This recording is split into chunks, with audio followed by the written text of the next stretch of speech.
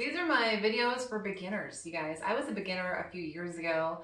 I think that's one of the reasons I was successful with keto was because I knew a little bit finally about cooking, because for most of my life, the most I knew how to cook was like frozen rolls into the oven, chicken, nothing on it in the oven, boxed rice with just water on the stove, and that was a meal that my family ate. We called it chicken, rice, and rolls, and it was so bland.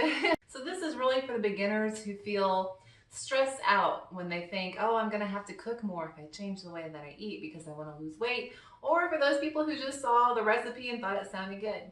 Well, you guys, I hope you enjoyed this series. Today we're talking steak.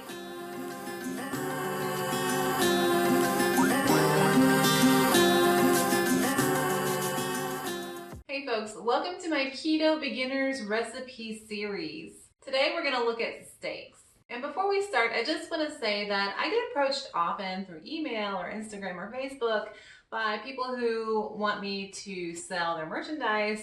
Usually it's in the form of supplements and pills and things like that.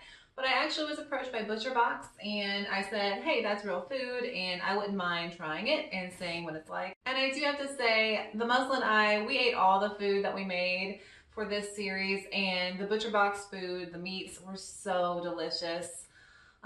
The chicken was tender and it wasn't chewy at all. Sometimes you get chicken from your grocery store and it'll have those lines in the muscle and it kind of makes it chewy. But it was so good and tasty. And then the steak, they sent us filet mignon and other steaks too, but I used the filet mignon for this series. It was just perfect. So buttery, so juicy. And then finally too, the pork. I'm a fan of pork. It's probably one of my more fancy dishes that I make more often, as you'll see in the series in the pork video. And it was, again, just delicious. So I just want to put the word out there that this is a company that does have really good food and it's delivered to your doorstep. They pack a big box with this free insulated bag. Pretty cool. Free insulated bag for shopping. They pack a big box with dry ice and then all your meats inside this bag, and it keeps them nice and frozen on their way to your house. If you use the link down below in the description, you'll get $20 off your first order, and they'll send you a free package of uncured sugar-free bacon. And what do we love on keto?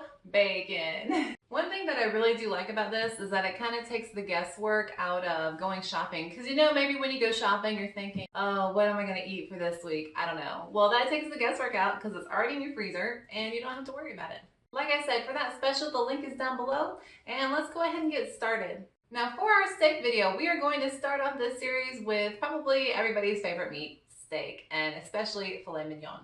We're going to do these two fillets two different ways. The first will be just plainly grilled on the skillet with red wine mushrooms as a side. The second steak will also be grilled on the skillet, but we're going to add a creamy garlic and horseradish sauce and a side of asparagus. Now with the steaks, first you want to pat them dry and then season them on all sides.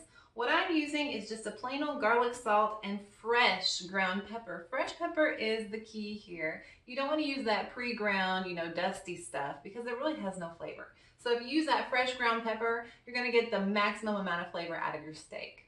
Now what I'm doing here, you'll see, is I am kind of spreading that garlic salt and the pepper around my plate so that I can roll each side of the steak into that, so I can make sure that every side and every bite of my steak is delicious. Then you're going to want to get a non-stick skillet and you're going to want to put it on a medium-high heat. Now I'm watching my calories, so I'm not going to add any oil or butter, but you definitely can. I also like that hard, crispy outer crust that I get on my steak without using a butter or an oil. Now when you're moving your steaks around, you definitely do not want to poke it with a fork, because that will let all those juices come out and bubble out while it's cooking. I like my steaks medium rare, so I'm going to cook them for about 3 minutes on the top and then the bottom, and then about a minute on each of the sides, and I've just got to hold it there with the tongs.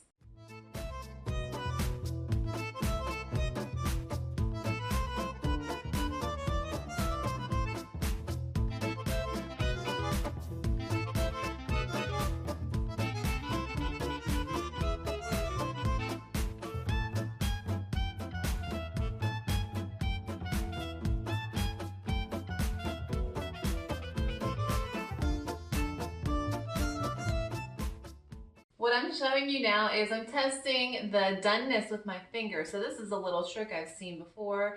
All you do is you press that pad on your thumb and you start with rare and then medium rare. and then medium well, and then well done. And so that should be about what the steak feels like if you tapped it. Like I said, I like my steak medium rare, but you can look up online. They have so many resources if you just Google how to cook a steak according to how well done you want it. Once you've cooked it for long enough, what you're going to do is use those tongs and set it aside and let it rest for about 10 minutes. People ask me, isn't that gonna make it cold? No, it won't, but it will help to keep the juices inside so that when you cut into it, it's not just gonna leak all those tasty juices all over your plate. So because I cooked these 2 steaks at a time, you're gonna skip this part, but I'm getting what's called the fond off of the bottom of the pan. I'm just using some water. Now I'm taking what's left of that fond, I split it in half about, and now I'm adding a 1/4 cup of red wine to it. And you don't have to use red wine if you don't have that around. Usually I have that around. But you can also use beef broth or even in a pinch just water. But usually I have red wine lying around, so I use that. Now as that wine starts to boil, you're gonna kind of scrape the bottom of that pan to get all that juicy, crispy goodness off of it. Then once the wine is kind of boiled off all the alcohol, you're gonna lower the heat and you're gonna add a little bit of garlic. This is about a teaspoon's worth, maybe a little bit more. And I do like to use the pre-minced garlic. For me, it's just easier to keep around because if I keep around an actual clove, it usually grows bad and starts sprouting. And it's a mess to chop up, so I usually just use the pre-minced stuff. And when I'm cooking, I really can't taste the difference, but if I did eat it in something that wasn't cooked, I would notice a difference. So if you're cooking, I say just use the pre-minced stuff because it's a lot easier. You're gonna let that garlic simmer a little bit. It should be moving around, jiggling around in the pan, in the bottom of the pan. I'll even give the garlic a little mash just to kind of release those aromas. So I let it simmer for a couple minutes just to get that flavor out of the garlic. And then I'm gonna add in my mushrooms. Now I've already prepped my mushrooms, but what you wanna make sure that you do is I've always heard this from cooking shows and people who like to cook much more than I do, is you don't wanna use a wet towel, so I'm using a dry towel because mushrooms have so much water anyway that you don't need to add water to them. But I'm sure if you wanted to use a wet towel, that'd be fine, but I'm using a dry towel. And then I'm just chopping up those mushrooms into bite-sized pieces.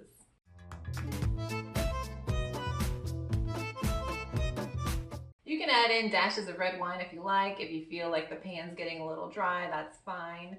But those mushrooms will release water too, so that'll help keep them from sticking. So after your meat is sat for 10 minutes, you can go ahead and plate it and then add that red wine mushroom side. And then you can also drizzle a little bit of that red wine sauce over your steak if you like. For our second filet mignon, we're going to make a garlic horseradish sauce. Now again, I'm just using the other half of that fond mixture that I got from the first pan. You can skip this part. So what you'll do is right after you take your steak off the pan, you'll just go ahead and add your white wine. So I'm adding a 1/4 cup of white wine. And again, you can use chicken broth or even water in a pinch. And then again, I'm just kind of scraping the bottom and I'm letting that white wine cook off the alcohol. Okay, once it's cooked down a bit, you can turn down that heat, and then again, I'm gonna add some more garlic, but this time, since it's actually a garlic sauce, I'm probably doubling the amount of garlic that I'm putting in there. Again, you wanna let it simmer, but you don't want it to get brown, and you definitely don't wanna let it burn because it will ruin your entire dish if that garlic burns. Next, I'm adding about 15 grams of horseradish sauce. Now this stuff, for about 5 grams, it's about 5 calories and about 1 gram of carbs. When I eat out, I like the raw horseradish, but I can't really find anything in my local grocery store, so I'm using the creamy for this sauce. So I'm just stirring it in. I'm gonna let those flavors incorporate, and then I'm gonna add a 1/4 cup of cream. Stir everything together, let it simmer for a couple minutes, and then your sauce is ready to go. And then again, all you're gonna do is after that meat has been waiting for about 10 minutes, you're gonna plate it, and then you're gonna spread that sauce on top of your meat. Now for the asparagus side, I always like my asparagus a little bit thinner. Sometimes they do have really thick asparagus, but I think that the thinner ones cook a little bit better. Now when it comes to actually cooking the asparagus, you've got to get those dead ends off. Some people chop it up, but I've also seen other people do the natural break method, which just means when you take your asparagus and you let it snap, and where it snaps, you just discard the ends and then you keep the heads. So I've just filled my pan with about a 1/2 inch of water, and I'm gonna bring it to a low simmer. Then I'm going to add in my asparagus and then grind in some salt. And salt is always just a great way to bring out flavor of food. That's why it's one of the most important spices. It makes just about anything taste better, except for probably sweet things. But even then, some people put salt on their watermelon, so who knows? Now your asparagus will be done. If you take a spoon and you just kind of poke at it, it will have a little bit of give, and then you'll know that they're done. So here we have our final 2 dishes, our filet mignons with a very tasty outer crust. And then on the inside they were cooked perfectly, medium rare, just the way that we like them. The meat itself was so tender and so easy to cut and full of flavor, and we cooked it just right. If you are a fan of horseradish, definitely try this sauce that adds a little bit of bite. And when you're cooking it, you might even notice that a few of the fumes are going up your nose. And if you like horseradish, you know that it burns your nose a little bit. Now, if you wanted, you could definitely turn those red wine mushrooms into a mushroom sauce by just adding, again, a 1/4 cup of cream. So we cooked everything in this one day for this 4-part series. And by the end, we just ate everything and it was so good. I mean, this was one of the best homemade steaks I've ever made probably in my life. It was so tender and so easy to cut and so juicy. And again, definitely please let your steaks sit for at least 10 minutes after you're done cooking them, just so that they keep and retain all those delicious juices on the inside. Well, I really do want to thank ButcherBox for sending me these delicious meats to try them out, because I think they really are worth it.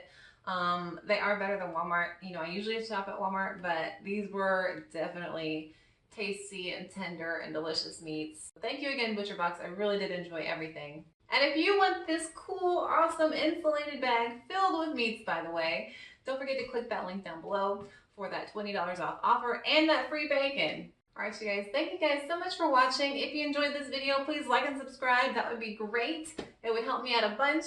And if you want to find me on Instagram, my name is keto_Allie. Also, I have a blog. It's alliemcflowey.com. And you can find me on Facebook as well. Again, thank you guys so much for watching. My name's Allie. Have a good one. Bye.